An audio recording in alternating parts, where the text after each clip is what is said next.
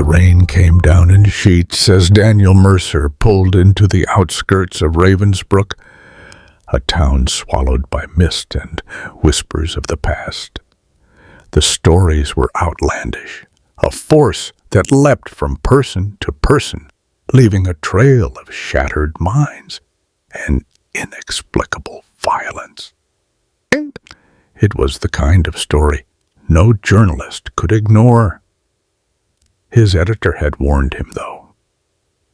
"No one stays in Ravensbrook for long, Mercer. You'll see why." Daniel had dismissed the comment as superstition. Now, as he parked outside the lone motel, he felt something settle into his bones. A cold that had nothing to do with the rain. Inside, the motel clerk, an older man with wary eyes, slid him a key without a word. The silence was thick, unnatural. It wasn't until Daniel was halfway up the stairs that he heard the whisper, "Be careful who you talk to." He turned, but the clerk was already gone. Ravensbrook was small, the kind of town where secrets festered beneath polite smiles and shuttered windows. The buildings bore the weight of time, brick and wood, darkened by the damp. The streetlights flickered uncertainly, their glow barely cutting through the mist that rolled in from the valley. Daniel spent his first day wandering the streets, asking cautious questions. People spoke in half-truths, evading his gaze when he mentioned the disappearances, the erratic behaviors, the way people seemed to change overnight. "You should not be here," a woman whispered before ducking into a grocery store. A shopkeeper locked the door the moment Daniel stepped too close. A local sheriff, gaunt-faced and tired, merely shook his head when pressed. "You won't find what you're looking for," the sheriff muttered, eyes darting toward the heavy fog creeping through town. "Not before it finds you." Daniel was no stranger to unraveling strange events. He had made a name for himself exposing frauds, digging up buried truth that people preferred to keep hidden. But Ravensbrook was different. The air felt heavier, and the people. Something was wrong with them. It wasn't just fear. It was something deeper, something lurking behind their eyes. He spent the night combing through old newspaper archives in the town's library. The records hinted at something cyclical, a pattern of madness, of people losing themselves overnight, their personalities erased as if something else had taken their place. He found a photo of a woman, eyes vacant, expression lifeless. The caption read, "Amelia Grayson." Vanished 2 days after this image was taken. Her story was the same as so many others. Daniel exhaled sharply. It was almost as if something was inside them, something moving from person to person, hollowing them out. Then a whisper brushed against his ear. "You're getting too close." He spun around, but he was alone in the library. The moment he stepped outside, the town felt different. The mist was thicker, curling around the buildings like grasping fingers. The few people still on the streets moved unnaturally, their strides just slightly wrong. A man he had spoken to earlier, a gas station attendant, stood beneath a street lamp, staring at nothing. His lips moved soundlessly, as if speaking to someone Daniel couldn't see. Daniel's skin prickled. He turned to head back to the motel, but stopped abruptly. A woman stood at the far end of the street, facing him. Though he could barely see her features, a deep unease settled in his gut. Then she took a step forward, and another. Her movements were jerky, unnatural, like a puppet yanked by unseen strings. Daniel's breath hitched. He took a step back. She smiled. But it was all wrong. "Run," she whispered, though her lips barely moved. And in that moment, Daniel understood. The force wasn't just here. It had noticed him. Daniel knew he had to act fast. The town was hiding something, and now it had turned its attention to him. He spent the following day retracing his steps, speaking again with those few willing to talk. Their answers were shorter, their gazes darting to shadows he couldn't see. He stopped by the sheriff's office, only to find it abandoned. Papers were scattered across the desk, a half-drunk cup of coffee sitting next to a still warm chair. The town was shifting beneath his feet, and the more he pushed, the more it resisted. That evening, as he walked back to the motel, the mist thickened unnaturally. He felt watched, followed. Every street lamp flickered as he passed. By the time he reached the door, his heart was hammering in his chest. Determined to find the truth, Daniel compiled a list of names from the archives, people who had disappeared, their families left behind, with nothing but whispers. He tracked down a man named Henry Colt, whose wife had vanished years ago, under the same strange circumstances. Colt's house was on the outskirts, its windows dark. When Daniel knocked, the door swung open on its own. Inside, the air was stale, the walls covered in hastily scrawled notes. "It moves in the dark. It listens. Don't let it in." Before Daniel could react, a voice rasped from the shadows, "You shouldn't have come." Colt emerged from the darkness, gaunt and wild-eyed. He spoke in hushed tones, telling Daniel that the force was real, that it traveled through people, consuming them from within. "It's already marked you," Colt warned. "You can't stop it. You can only hope it chooses someone else." That night, Daniel barely made it back to the motel. Something had followed him. The air around him was thick with a presence he could feel but not see.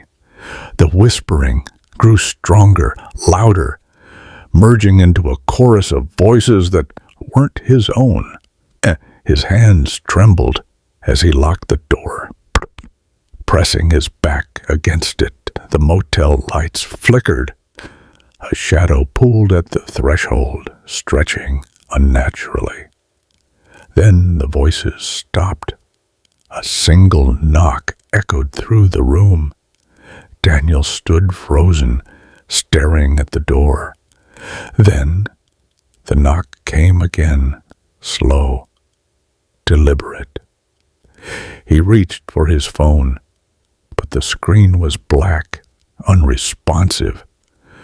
The third knock was followed by a whisper just outside. "Let me in." Daniel knew he had pieces of the puzzle, but none of them fit together yet. He laid out everything he had, photographs, notes, recorded whispers, but the answer eluded him. If the force could move from person to person, how did it choose its hosts, and why? As he pondered, The motel room mirror fogged over, though there was no heat. Slowly, words had appeared on the glass, written by an unseen hand. "You are next." Daniel stumbled back, his pulse hammering. His reflection wavered, then shifted. For the briefest moment, he saw another face staring back at him. Eyes hollow, mouth twisted into a grin. Then it was gone. Breathing hard, Daniel grabbed his notebook and began scribbling furiously. He had to find the link. He had to break the cycle before it was too late. Outside, the knocking stopped. The town had fallen eerily silent. But Daniel knew whatever was out there hadn't given up. It was waiting.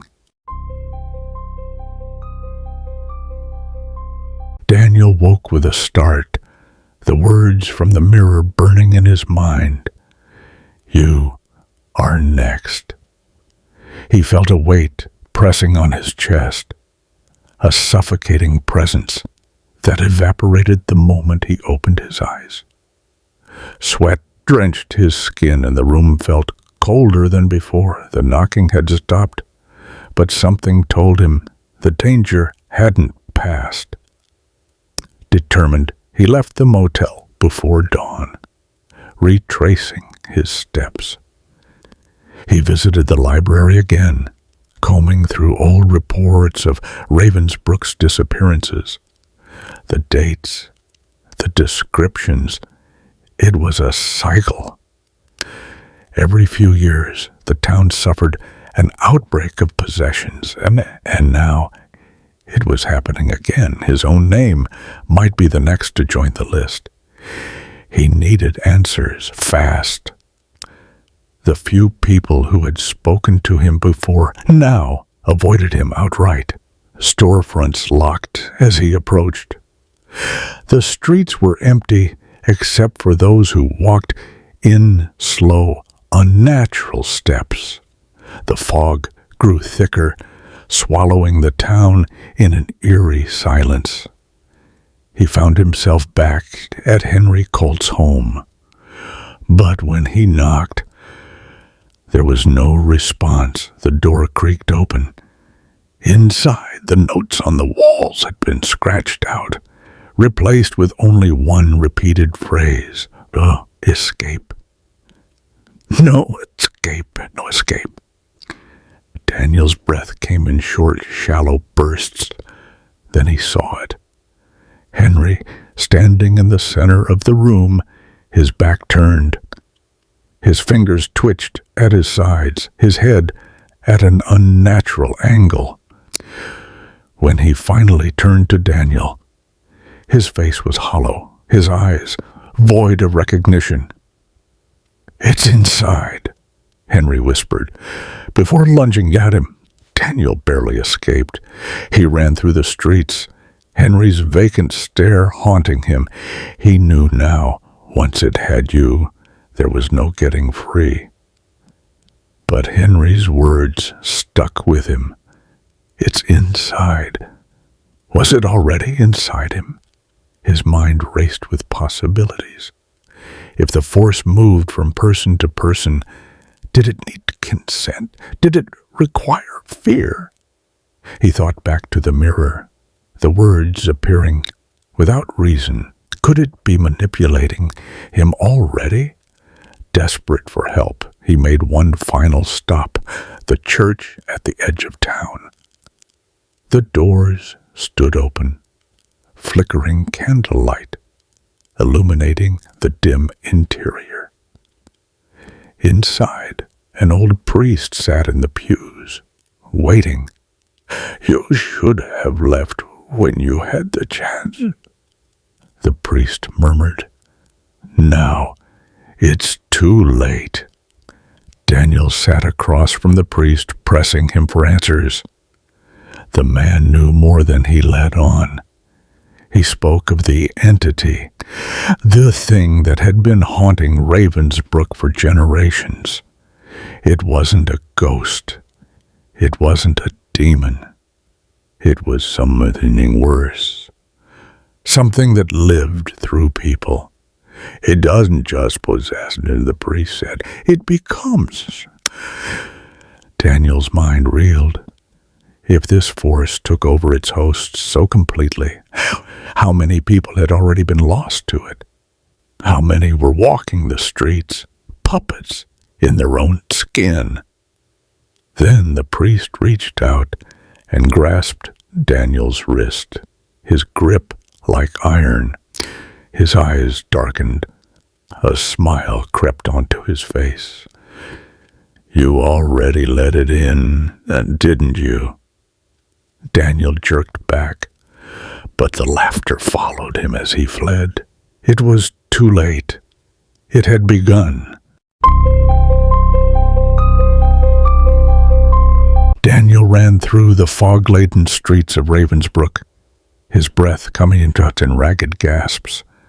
The laughter echoed behind him, creeping into his thoughts like a sickness.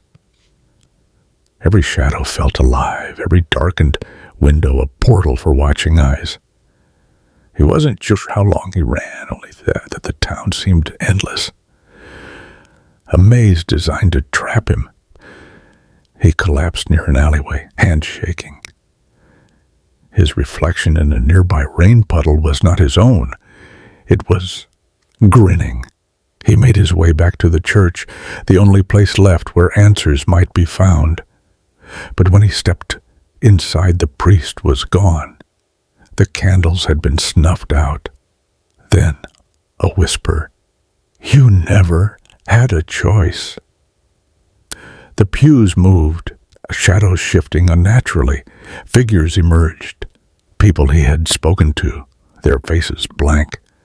Their movements eerily synchronized. The entity had taken them. And now it had come for him. Daniel refused to submit. He had uncovered the truth, and that gave him power. The entity thrived on doubt, on the belief that resistance was futile. He clenched his fists, focusing his mind. You don't belong here, he whispered. This ends with me. The figures convulsed, the air thick with a furious howl. Light flared in the church as the entity recoiled. Daniel felt it tearing away, its hold loosening, and then silence. Morning arrived, and Ravensbrook was still. The mist had lifted. The people, though shaken, seemed free.